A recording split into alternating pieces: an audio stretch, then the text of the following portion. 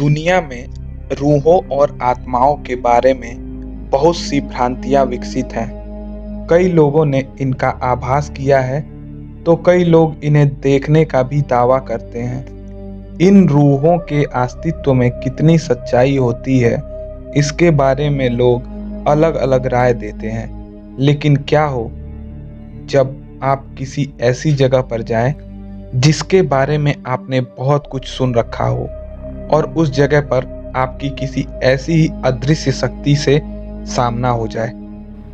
जरा सोचिए, जब कोई बगैर शरीर के इतना शक्तिशाली हो कि वो आपको अपने होने का आभास करा देता है, तो वास्तव में वह कितना भयानक होगा। रूहों के बारे में लोगों के दिमाग में कुछ सवाल हमेशा कौंधते हैं कि वो हमेशा एकांत में ही क्यों रहते हैं, या फिर वो सामने क्यों नहीं। एक सवाल और जो कि अमूमन लोगों के दिमाग में आता है कि इन आत्माओं का जन्म कहाँ से होता है। तो मैं आपको बता दूं कि रूहों का जन्म जीवों की मौत के बाद होता है। आत्माएं केवल इंसानों की ही नहीं होती, ये जानवरों की भी होती हैं। जहाँ तक रहा सवाल इनके आकार या संरचना का, तो वो सदैव विचित्र ही होता है।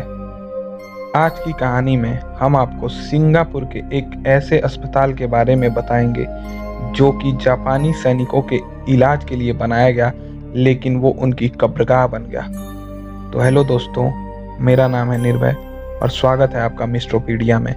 कहानी शुरू करें इससे पहले आपसे निवेदन है कि चैनल को सब्सक्राइब कर दें और वीडियो को लाइक कर दें। आइए चलते हैं मौत की उस भयानक सफर पर, जहां हम आपको बताएंगे पुराने चंगी अस्पताल के बारे में। चंगी अस्पताल का निर्माण सन 1930 में कराया गया था। यह अस्पताल नॉर्थवन रोड के किनारे चंगी गांव के पास बनाया गया था, इसीलिए इसका नाम चंगी अस्पताल पड़ गया। उस समय यह एक मिलिट्री अस्पताल हुआ करता था। द्वितीय विश्व युद्ध के दौरान सिंगापुर के चंगी गांव के आसपास जापानियों का कब्जा हो गया था। उस समय हजारों की संख्या में जापानी सैनिक इस अस्पताल में लाए गए थे। इस अस्पताल में उन सैनिकों का इलाज किया जाता था। इलाज के दौरान इस अस्पताल में सैनिकों को उपचार देने के लिए पर्याप्त साधन मौजूद नहीं थे। इसके अलावा रोजाना सैकड़ों की संख्या में घायल जवानों के आने का सिलसिला जारी था। उस समय इस अस्पताल में नर्स, चिकित्सक और कुछ सुरक्षाकर्मी भी थे। सैनिक इतने ज्यादा घायल होते थे कि उनको बचाना कठिन होता था। अस्पताल में हो रही इन मौतों के कारण अस्पताल में एक भयानक बीमारी ने जन्म ले लिया, और यह बीमारी अस्पताल के स्टाफ में भी फैल गई। इस अस्पताल में काम करने वाले 2 नर्सों की भी बीमारी के चलते मौत हो गई। इसके अलावा एक चिकित्सक की भी मौत हो गई। यह अस्पताल एक बहुत ही विशाल भवन था। इसमें कई ब्लॉक थे, साथ ही इसमें बहुत ढेर सारे वार्ड भी थे। लगातार हो रही मौतों के कारण यह अस्पताल उस समय एक मनहूस जगह बन चुकी थी। उस समय जो जवान घायल अवस्था में लाए गए थे, उसमें से बहुत कम ही जिंदा वापस जा सके थे। ज्यादातर जवानों की वहीं पर मौत हो गई थी, जिसके कारण उस अस्पताल में मर चुके जवानों की रूहें भटकने लगी, और देखते देखते कुछ दिनों में वहीं उनका बसेरा हो गया। उस समय से लेकर आज तक उन जवानों की रूहों को उस अस्पताल में साफ महसूस किया जाता है। जवानों की लाशों को उस समय अस्पताल के पीछे एक ब्लॉक में, जिसे मर्च्यूरी कहा जाता था, वहां रखा जाने लगा। रोजाना सैकड़ों लाशें लाई जाने लगी और मौत का तांडव शुरू हो चुका था। अस्पताल के दूसरे माले पर कई बार रात में लोगों ने एक वृद्ध व्यक्ति का साया देखा। इसके बारे में अस्पताल प्रबंधन को भी बताया गया, लेकिन इस मामले पर किसी ने भी ध्यान नहीं दिया। एक बार एक व्यक्ति दूसरे माले से अचानक गिर गया और वो बुरी तरह जख्मी हो गया। जब अस्पताल में उसका इलाज किया जा रहा था, उस वक्त उसने बताया कि उसे ऐसा महसूस हुआ कि किसी ने उसे बलपूर्वक धक्का दिया हो, और कुछ दिनों बाद उस व्यक्ति की मौत हो गई। उसके बाद दूसरे माले पर लोग अकेले जाने में डरने लगे। कई लोगों ने दावा किया कि उस माले पर किसी के ठहाके लगाकर हंसने की आवाज आती है। अस्पताल में एक नर्स का साया भी बहुचर्चित है। एक बार एक जवान का इलाज करते समय नर्स से कुछ गलती हो गई। उस समय जवान गुस्से में उसे बुरी तरह मारने पीटने लगा। उस समय वो नर्स पेट से गर्भवती थी और उस जवान ने पैर से उसके पेट पर भी वार कर दिया। पेट पर वार करते ही वो नर्स जमीन पर तड़पने लगी और मौके पर ही उसकी मौत हो गई। तब से लेकर आज तक कई बार उस नर्स के साये को वहां देखा गया है। उस नर्स का साया आज भी कभी जमीन पर रेंगती है और खुद को बचाने की गुहार लगाती है।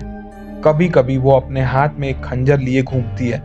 एक व्यक्ति ने दावा किया कि वो जब अस्पताल के तीसरे माले पर गया था तो उसने वैसी ही एक महिला का साया देखा था और जब उसने उसके करीब जाने की कोशिश की तो वहां पर महिला और बच्चे के रोने की आवाज आने लगी, जिसके कारण वो वहां से भाग खड़ा हुआ।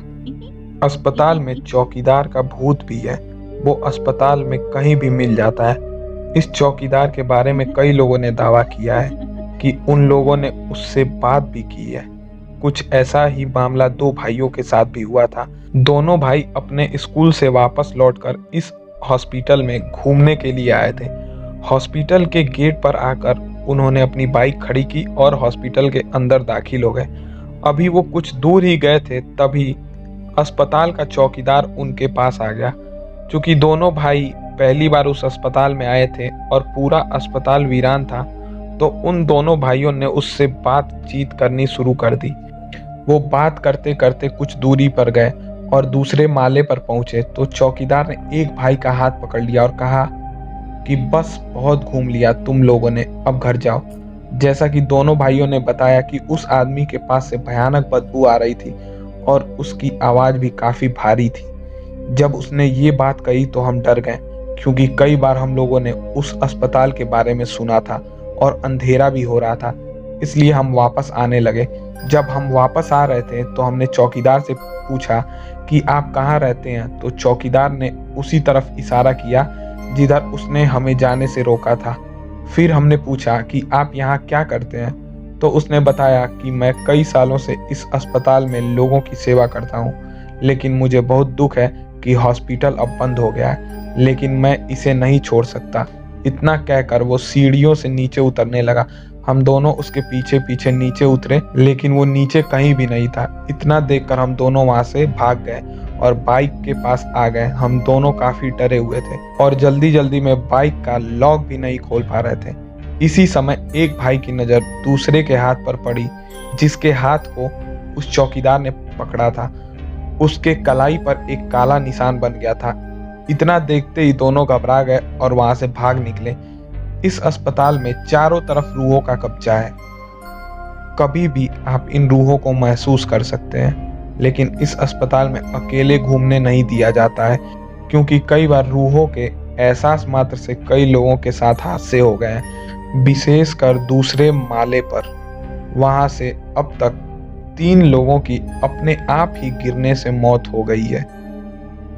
तो ये थी कहानी चंगी अस्पताल की। अगर ऐसी ही और कहानी सुनना चाहते हैं तो प्लीज कमेंट सेक्शन में बताएं और वीडियो को लाइक और चैनल को सब्सक्राइब करें ताकि हम और अच्छी अच्छी कहानी ला सकें। धन्यवाद। फिर मिलते हैं एक और नई कहानी के साथ।